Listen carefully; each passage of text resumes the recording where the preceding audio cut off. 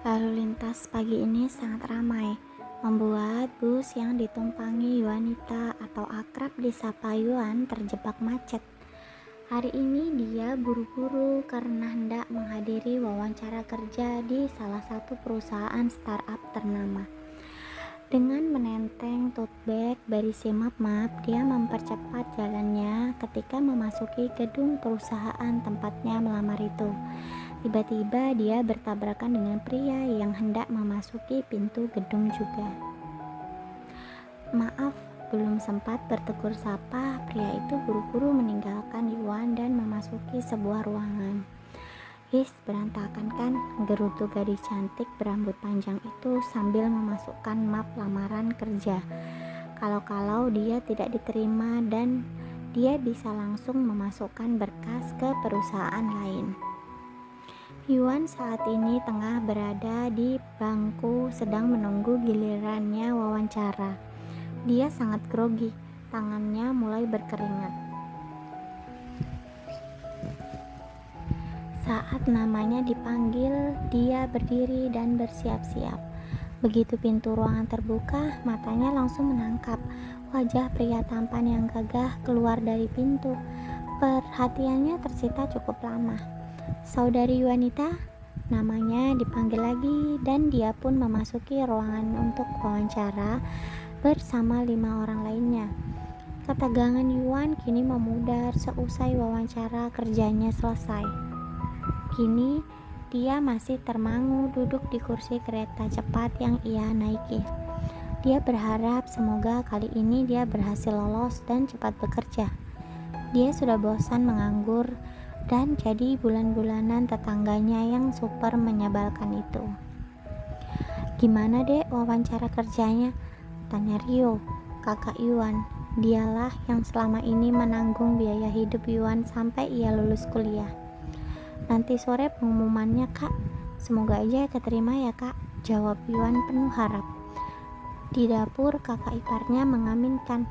Pasalnya dia ingin Yuan cepat pindah dari rumah lantaran kurang nyaman serumah dengan adik iparnya itu. Setelah makan siang, Yuan kini masuk ke kamarnya. Dia sangat lelah hingga tertidur sampai larut malam. Di dalam keheningan, dia keluar kamar untuk mengambil minuman. Dilihatnya jam dinding sudah menunjukkan pukul 11 malam. Ketika meminum air dalam gelas, dia teringat sesuatu yang penting telah terlewatkan, yaitu pengumuman kerjanya. Yuan berlari menuju kamarnya, kembali dan mencari ponselnya yang berada di bawah bantal. Kak Rio, aku keterima kerja kak, teriak Yuan sambil menggedor-gedor kamar kakaknya itu. Ada apa dek, kok teriak-teriak? Kini malah Astri, kakak iparnya yang keluar kamar, sedang Rio masih tertidur pulas. Mbak, aku keterima kerja. Astri yang terkejut sekaligus bahagia untuk adik iparnya itu lantas memeluk Yuan dan memberikan selamat, kemudian membangunkan sang suami. Malam itu mereka tidur sampai dini hari karena membantu Yuan berkemas untuk pergi ke kota besok dan mencari kosan juga. Walaupun masuk kerja 2 hari lagi, tapi Yuan ditemani Astri pergi ke Jakarta dan mencari kosan di dekat kantornya.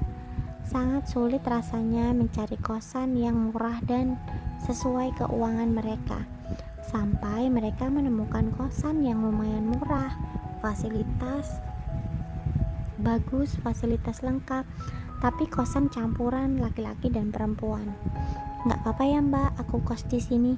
Janji deh aku nggak bakal macem-macem, rengek Yuan meminta izin kakak iparnya itu.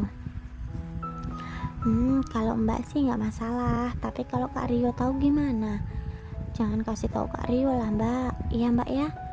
Yuan udah cocok nih sama kosan ini. Murah juga kan, sesuai sama uangnya Mbak Astri. Rayu Yuan membuat Astri lulu dan membayar kosan Yuan selama 2 bulan. Kini mereka membereskan barang-barang Yuan dan menikmati makan siang mereka. Menjelang sore, Astri pamit pulang dan meninggalkan adik iparnya dengan berat hati.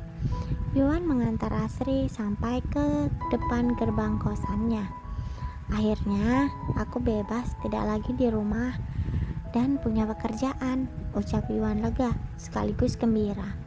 Dia berbaring di kasur busa dan empuk sambil menatap langit-langit plafon kamarnya.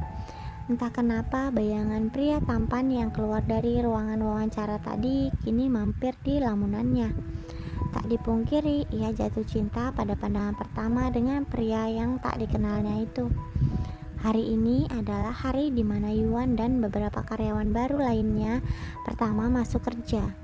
Pagi-pagi sekali dia sudah bangun dan mengenakan pakaian yang rapih, ingin memberikan kesan yang baik untuk atasannya nanti.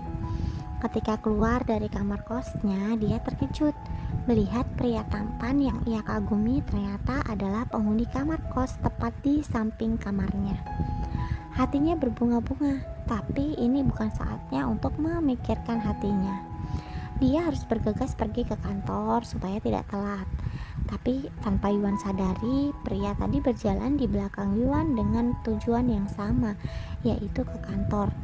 Halo semuanya, saya supervisor di sini yang akan memberikan arahan kepada kalian sebagai karyawan baru, ucap wanita parubaya yang terlihat pintar dan berwibawa itu.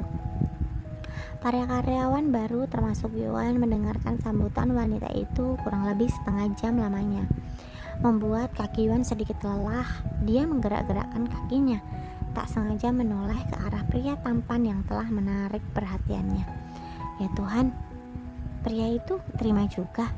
Nasib baik apa ini Tuhan? Batin Yuan berbunga-bunga. Itu cewek kenapa sih senyum-senyum terus? Ngeri banget, gerutu Amar, pria tampan yang menarik perhatian Yuan itu. Sedari tadi Amar tidak nyaman dengan pandangan Yuan dan beberapa karyawan baru terhadapnya. Mereka semua seperti akan memangsanya hidup-hidup. Untuk tugas pertama, saya akan membagikan kalian menjadi beberapa kelompok. Satu kelompok terdiri dari 2 orang.